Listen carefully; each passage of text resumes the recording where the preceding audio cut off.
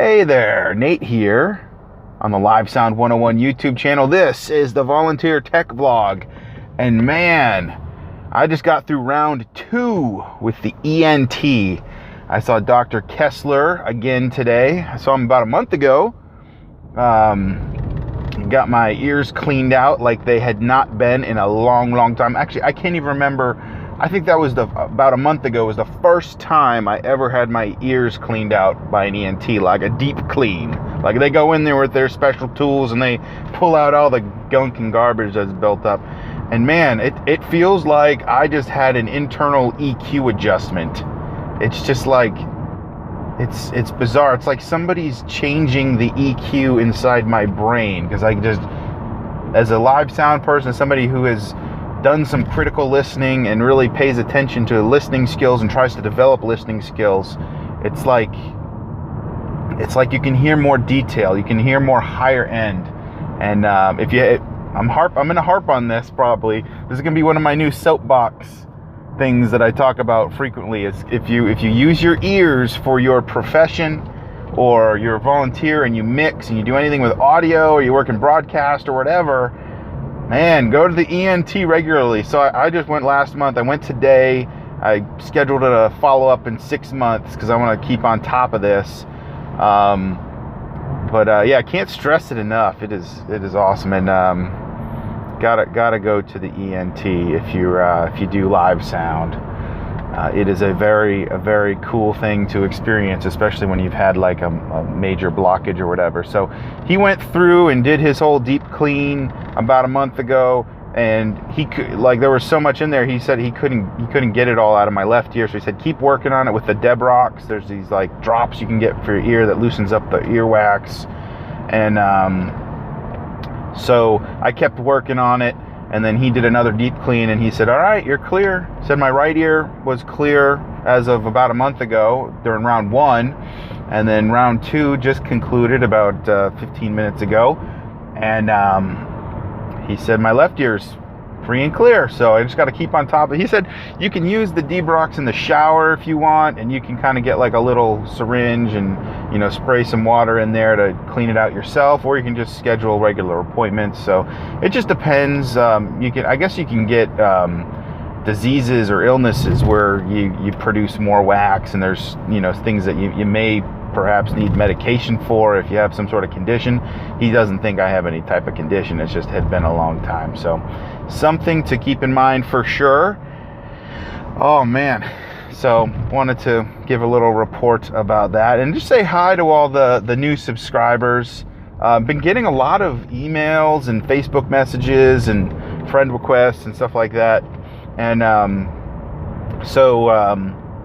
yeah, just wanted to welcome all the new people that are subscribing and discovering these videos. I was chatting with Ian, the front of house guy for a band called Go Go Gadget, and we were kind of exchanging some messages. He said he came across my videos, and so nice to meet you, Ian.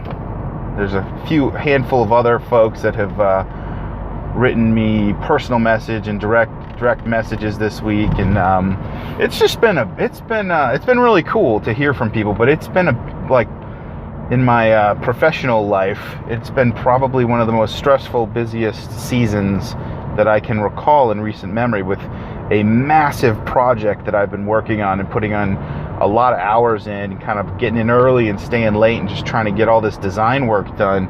So I do live sound for my church as a volunteer. I talk about that all the time.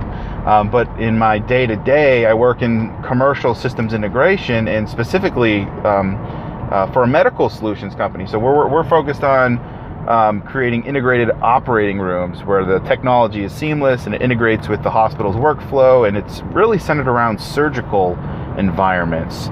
And that's our core business.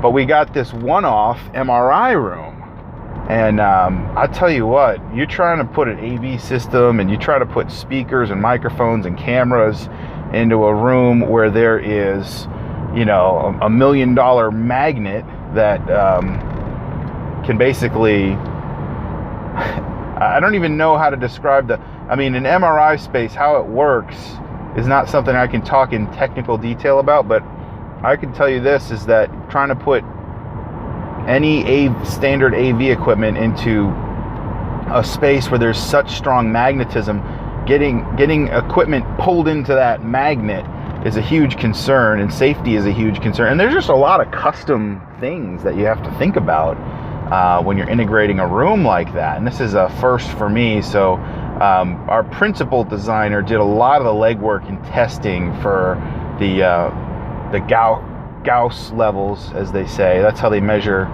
Gauss or Gauss. I think it's Gauss. I don't even know how to pronounce it, honestly. But there's a way to actually measure magnetism, and there are such things as custom pieces of electronics that are designed for these types of spaces that have very low EMI RF noise that can go in a room like that. So the magnetism and the safety is a huge concern, but then also the equipment that does the magnetic resonance is so sensitive that if you put standard AV equipment in there, it's going to give off noise and it's going to impact the image. So that's a huge concern too. So anyway, I didn't really set out to make a video about designing systems for MR spaces, but I just all that to say, I've got like 4 videos recorded and all queued up and uploaded, and I just haven't had the time to click publish and put the links in the description and put tags in there. And I have a certain ritual that I do every time I publish one of these videos, and it doesn't take too long. It only takes me like 4 or 5 minutes per video after it's uploaded, but it's just one of those things where I just keep pushing it off. So I've got like 4 videos lined up on my YouTube channel. I just haven't clicked the publish button, so I'm recording this one now. It's obviously opening day for the NFL. Patriots are playing the Chiefs tonight, so I got my Patriots jersey on. I know a lot of people hate the Patriots. That's okay. You can hate the Patriots. I'm a New England boy with West Virginia, Ohio roots, but I have lived most of my life in New England. Pretty much my entire life. Born in Connecticut. Spent first 3 years in Connecticut, then moved up to Massachusetts. Really spent the rest of my life up in Massachusetts, but we go out and visit family in West Virginia and Ohio every year, so I got some roots out that way. Yeah, so that gives you an idea of when you see this video. Just realize I'm recording this on let's see, September 7th, I do believe it is September 7th.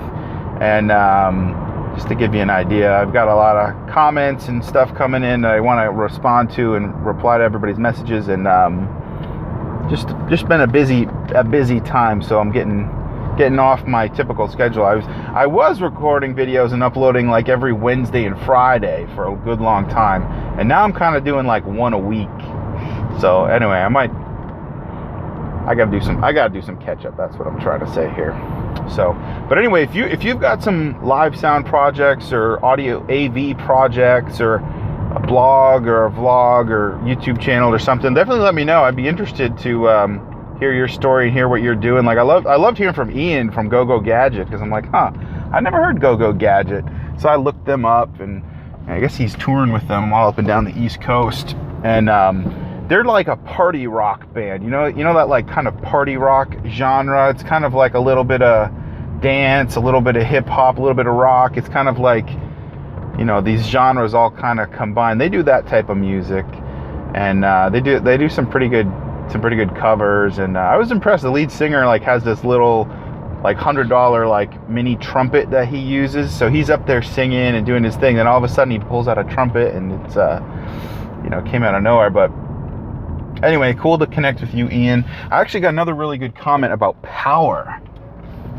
Actually, that was a private message on YouTube. This is part of my problem, is that what I really should do is say, hey, if you want to write in a comment, send it to nate@livesound101.com, and then I can respond to the live sound stuff. Because what ends up happening is I get these live sound messages coming from all angles. Some people send me a YouTube message, and some people might send a Facebook message or whatever. So it's kind of like, I remember seeing a message from somebody, but which inbox was that in? And they're kind of all spread out. But yeah, if you want to send me an email, nate@livesound101.com would be the best place to do it. And I have been working on the website a little bit. Yeah, lots of stuff to do to stay on top of. Oh, another little interesting tidbit is my wife just surprised me with like a special getaway weekend, and she bought tickets. So Blues Traveler, have you heard? Most people know Blues Traveler. They were really popular in the 90s. They came to popularity with The Hook and Run Around, and the album 4 I think really put Blues Traveler on the map. But the band has since broken up. Actually, I think the original bass player has passed away now.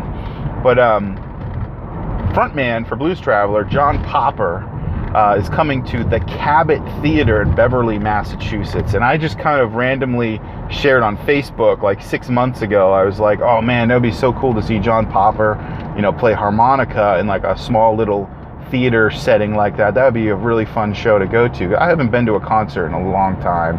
And, working as a stagehand, I got like an overdose of like the concert scene. And then, I got to go to all these shows for free. And then once I stopped doing that work, I just was like, I don't know if I really want to pay.